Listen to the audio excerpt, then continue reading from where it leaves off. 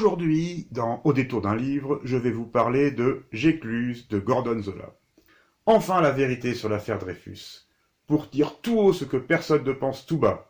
Le nouveau roman historico-déconnant de Gordon Zola.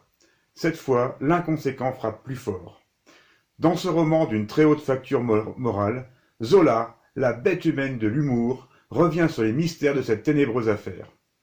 Dans ce premier point de vue éthylique du drame, nous croisons Edmond Rostand, Jules Verne, Émile Zola, Gustave Eiffel, Félix Faure et bien d'autres personnages historiques.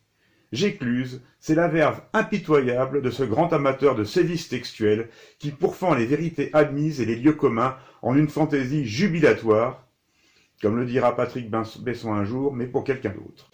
Alors, évidemment, quand on s'est donné le nom de Zola, il faut un jour ou l'autre s'attaquer à l'affaire Dreyfus. Gordon Zola, c'est cet auteur amoureux des jeux de mots et d'un humour un peu potache, dont deux de ses livres ont déjà été chroniqués ici.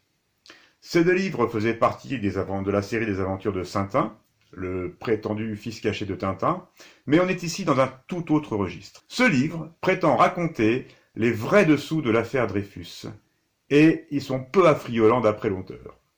D'après lui, il s'agit d'un complot ourdi par...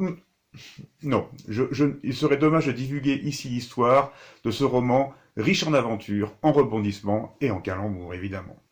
Disons simplement que le fil rouge, c'est l'inspecteur Émile Bonplaisir, policier émérite, quoique souvent éméché, qui enquête sur la mort mystérieuse d'un banquier juif impliqué dans le scandale de Panama, le baron de Reinach.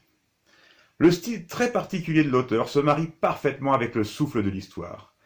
Il ne s'agit pas d'une collection de gags pour l'almanach Vermeaux, c'est un vrai roman qui se lit comme tel, comme dirait Guillaume. Bon, désolé, Gordon Zola est un peu contagieux.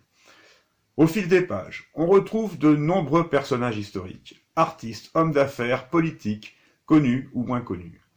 On y retrouve aussi certains faits historiques, l'auteur s'est bien documenté et le livre restitue parfaitement l'ambiance bouillonnante des débuts de la Troisième République.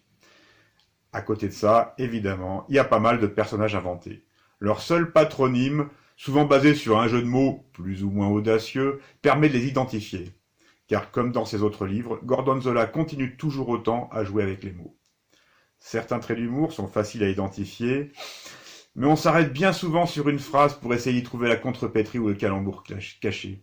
C'est un des plaisirs de lecture de cet écrivain. Voilà donc une lecture à la fois divertissante et instructive, comme on aurait pu le dire à la fin du XIXe siècle. En tout cas, elle est à lire sans modération.